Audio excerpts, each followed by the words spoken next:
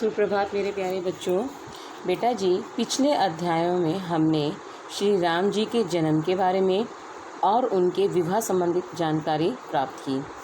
अब हम आगे इस अध्याय में यानी 2 वरदान में यह पढ़ेंगे कि जब राजा दशरथ ये फैसला कर लेते हैं कि मुझे राम का राज्याभिषेक करना है, तो सभी अयोध्यावासी खुश होते हैं, सिर्फ मंथरा को छोड़ के। और वो किस प्रकार से कैकेयी को बताती है कि उसे क्या करना है कि राम को राजा नायब बनाया जा सके और उन्हें वनवास दे दिया जाए। तब मंथरा की बात को मानकर रानी कैकेयी कोप भवन में चली जाती है, जहाँ राजा दशरथ आते हैं और वह उनसे पूछते हैं कि आपको क्या हुआ। तब रानी कैकेयी उनके आगे सारी अपनी शर्तें रखती हैं कि राम की जगह भरत को राजा बनाया जाए और राम को 14 वर्ष का वनवास। तो यही सब हम इस अध्याय में पढ़ेंगे बेटा जी। राजा दशरथ के मन में अब एक ही इच्छा बची थी, राम का राज्याभिषेक। उन्हें युवराज का पद देना अयोध्या लौटने के बाद से ही उन्होंने राम को राजकाज में शामिल करना शुरू कर दिया था। राम यह जिम्मेदारी अच्छी तरह निभा रहे थे। उनकी विनम्रता, विद्वता और पराक्रम का लोहा सभी मानते थे। विनम्रता होती है बेटा बिल्कुल प्यार से बोलना, पराक्रम यानी सबको जीतना, विद्वता यानी ज्ञानी। प्रजा उनको चाहती थी। दशरथ के लिए तो वह प्राणों से प्यारे थे ही, दरबार में राम का सम्मान निरंतर बढ़ रहा था। राजा दशरथ वृद्ध हो चले थे। मुनि वशिष्ठ से विचार विमर्श के बाद एक दिन उन्होंने दरबार में कहा, मैंने लंबे समय तक राजकाज चलाया, जैसे बन पड़ा अब मेरा अंग शिथिल हो गया। शिथिल यानी बेटा थक गया है, काम करना बंद हो चुका है। मैं वृद्ध हो चला हूँ। मैं चाहता हूँ कि कार्यभार राम को सौंप दूँ। अगर आप सहमत हो तो राम को युवराज का पद दे दिया जाए। अगर आपकी राय इससे भिन्न है तो मैं उस पर भी विचार करने को तैयार हूँ। सभा में तुम ध्वनि से राजा दशरथ के प्रस्ताव का स्वागत किया। तुम ध्वनि का मतलब होता है बेटा सबने मिलजुल कर उनकी ध्वनि के साथ उनका स्वागत किया। राम की जय जयकार होने लगी।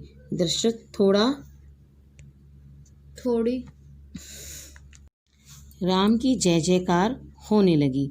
दशरथ थोड़ी देर तक सुनते रहे। संतोष के साथ उन्होंने कहा, शुभ काम में देरी नहीं होनी चाहिए।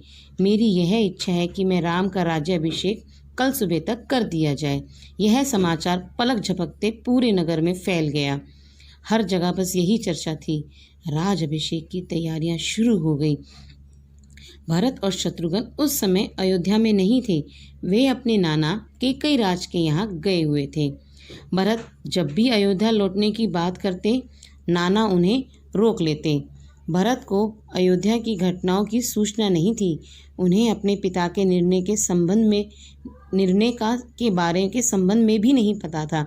यह जानकारी भी नहीं थी कि अगले दिन राम का राज्याभिषेक होने वाला है। कैकेयी से एक दिन में भरत और शत्रुघ्न का आना संभव नहीं था। राजा दशरथ ने इस संबंध में राम से चर्चा की। कहा कि भरत यहाँ नहीं है, पर मैं चाहता हूँ कि राज्याभिषेक का कार्यक्रम ना रोका जाए। उन्होंने राम से कहा, जनता ने तुम्हें अपना राजा चुना है। तुम राजधर्म का पालन करना। कुल की मर्यादा की रक्षा अब तुम्हारे हाथ में है। राज्याभिषेक की तैयारी रानी कैकेयी की दासी ने भी देखी। मंथरा ने, बेटा बहुत ही इम्पोर्टेंट लाइन है, इसे रेखांकित करते जाना जो मैंने रेखांकित करी हुई है। शुरू में उसे इस चहल पहल का कारण समझ में नहीं आया। उसने इसे कई अन्य अनुष्ठान समझा। इतनी रौनक, ऐसी सजावट, ऐसा कुछ उसने अन्य अनुष्ठानों में नहीं देखा था। उसे अचंभा हुआ यानी हैरानी हुई। फिर उसने रानी कौशल्या की दासी से पूछा।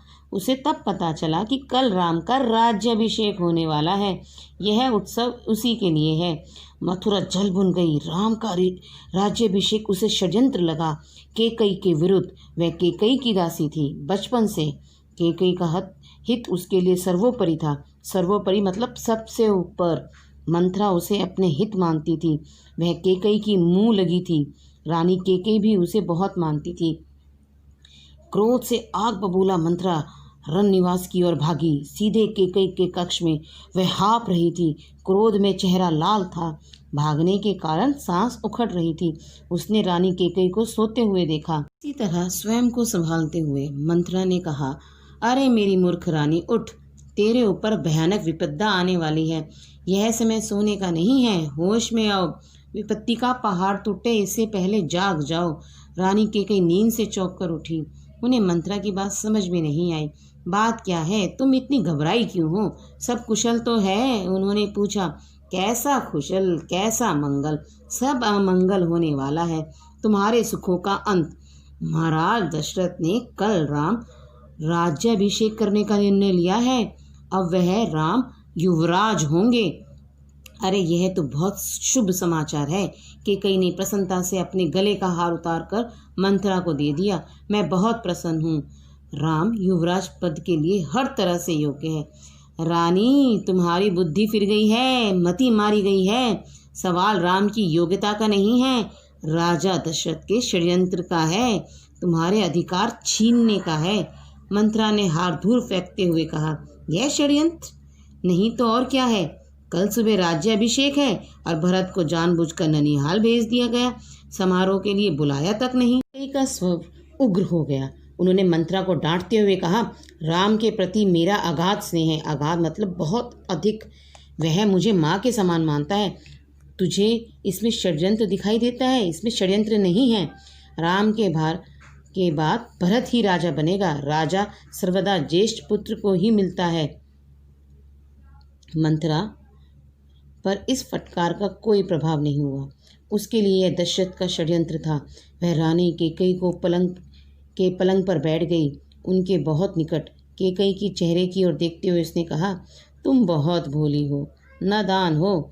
तुम्हें आसन संकट नहीं दिखाई देता। दुख की जगह प्रसन्नता होती है। इस बुद्धि पर किसी को भी तरस आएगा। समझो रानी, राम राजा बने तो तुम कौशल्या की दासी बन जाओगी। भरत राम के दास हो जाएंगे, वे राजा नहीं बनेंगे। राम के बाद अगला राज्य राम का पुत्र होगा। अनर्थ को अर्थ समझने की मूर्खता मत करो रानी। राम को राज मिला तो वह भरत को देश निकाला दे देगा। वह भरत को दंड दे देगा। इस तिरस्कार से भरत की रक्षा करो रानी। कोई ऐसा उपाय करो कि राजगद्दी भरत को मिले और राम को जंगल भेज दिया जाए। कई पर मंथरा की बातों का असर होने लगा। उनका सर चकरा गया। वह पलंग से उठी तो पांव सीधे नहीं पड़ रहे थे। आंखों में आंसू थे। मन भारी हो गया। प्रसन्नता की जगह अव्यक्त क्रोध ने ले ली।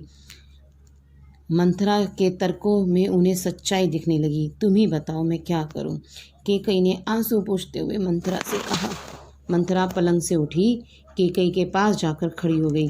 उसने कहा, याद करो रानी, महाराज दशरथ ने तुम्हें 2 वरदान दिए थे। दशरथ से अपना वचन पूरा करने को कहो। एक, भरत के लिए राजगद्दी मांग लो और दूसरे से राम का 14 वर्ष का वनवास। बेटा समझे? अंडरलाइन कर लेना लाइंस को, पंक्तियों को। केकई का चेहरा तमतमाया हुआ था। उन्हें मंथरा की बात ठीक लगी। उनके मन में एक प्रश्न अब भी था, यह बात दशरथ से कैसे कहूँ? उन्हें राजनिवास बुलाया या प्रतीक्षा करें? मंथरा ने केकई के मन की बात भांप ली। उसने कहा, तुम मैले कपड़े पहनकर कोप भवन में चली जाओ। महाराज दशरथ आए तो उनकी ओर मत देखो, बात मत करो।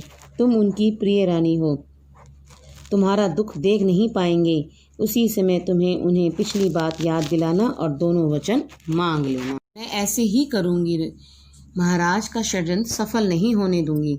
मंथरा का लक्ष्य पूरा हो गया था। चलते चलते उसने रानी केकई से कहा, राम के लिए 14 वर्ष से कम वनवास मत मांगना। भरत इतने समय में राजकाज संभाल लेंगे। जब तक राम लौटेंगे लोग उन्हें भूल चुके होंगे। अब जल्दी करो रानी, समय बहुत कम है। रानी केकई कोप भवन में चली गई। मंथरा राजनिवास से निकल गई। दिन भर गहमा गहमी के बाद महाराज दशरथ को रानियों की याद आई। तुरंत राजनिवास की ओर चल पड़े उन्हें शुभ समाचार देने। सबसे पहले वे केकई के कक्ष की ओर मुड़े। केकई वहाँ नहीं थी। प्रतिहारी से पूछा, पता चला कि वह कोप भवन में है। दशरथ को चिंता हुई। केकई कोप भवन में, परंतु क्यों? क्या इसलिए कि उन्हें अब तक सूचना नहीं मिली? मैं उससे अवश्य मना लूंगा, दशरथ ने सोचा। दशरथ को भवन का दृश्य देखकर हैरान हो गए। उन्हें कुछ समझ में नहीं आया। केकई जमीन पर लेटी हुई थी, बाल बिखरे हुए, गहने कक्ष में बिखरे हुए, कपड़े मैले। तुम्हें क्या दुख है? क्या हुआ है तुम्हें? मुझे बताओ। अस्वस्थ हो? राज वैद्य को बुलाऊं? दशरथ ने कई सवाल पूछे, कोई उत्तर नहीं मिला। केकई रोती रही। तुम मेरी सबसे प्रिय रानी हो। मैं तुम्हें प्रसन्न देखना चाहता हूँ। तुम्हारी खुशी के लिए मैं कुछ भी कर सकता हूँ, कुछ भी। धरती आसमान एक कर सकता हूँ। दशरथ ने केकई को मनाने का बहुत प्रयास किया। उत्तर उन्हें फिर भी नहीं मिला। दशरथ भी भूमि पर बैठ गए। विनती करते रहे, हाँ मैं बीमार हूँ। केकई ने कहा, मैं अपनी बीमारी के संबंध में आपको बताऊंगी, लेकिन पहले आप एक वचन दें। मैं जो मांगूं उसे पूरा करेंगे। राजा ने तत्काल हामी भर दी। कहा, मैं राम की सौगंध खाकर कहता हूँ, तुम्हारी हर इच्छा पूरी करूँगा। महाराज दशरथ ने राम की सौगंध ली तो केकई उठकर बैठ गई। आप मुझे वो दोनों वरदान दीजिए जिसका संकल्प आपने वर्षों पहले रणभूमि में लिया था। महाराज दशरथ ने हामी भरी। कल सुबह राज्य अभिषेक भरत का हो, राम का नहीं, केकई ने कहा। दशरथ भौचक रह गए, यानी हैरान रह गए। उन पर वाजपत्र सा हुआ, यानी एक भयानक हमला। थोड़ा रुककर केकई बोली, राम को 14 वर्ष का वनवास हो। का चेहरा सफ़ेद पड़ गया, अवाक रह गया, सर चकराने लगा। वह मूर्छित होकर गिर पड़े। कुछ देर में राजा को होश आया। केकई की ओर देखा और बड़े कातर भाव से बोले, यह तुम क्या कह रही हो? मुझे विश्वास नहीं होता कि मैंने सही सुना है। केकई अड़ी रही। दशरथ केकई की मांग को अस्वीकार करते रहे, अनर्थ बताते रहे। तब केकई ने अंतिम हथियार चलाया। आप अपने वचन से पीछे हटना रघुकुल का अनादर है। आप चाहें तो ऐसा कर सकते हैं, पर तब तक आप दुनिया को मुंह दिखाने योग्य नहीं रहोगे। रही मेरी बात, आप वरदान नहीं दोगे तो मैं विष पीकर आत्महत्या कर लूंगी। यह कलंक आपके माथे होगा। राजा दशरथ यह सुनकर सुन नहीं सके, दोबारा बेहोश हो गए। रात भर बेसुध पड़े रहे। बीच बीच में होश आता रहा। वे केकई को समझाते रहे, गिड़गिड़ाते रहे, धमकाते रहे, डराते रहे, पर केकई टस से मस नहीं हुई। सारी रात बीत गई।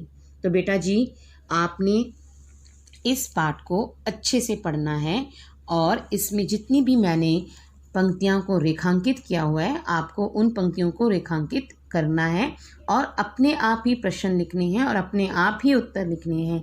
सिर्फ आप इस पाठ को समझेंगे और कुछ नहीं। धन्यवाद बेटा जी।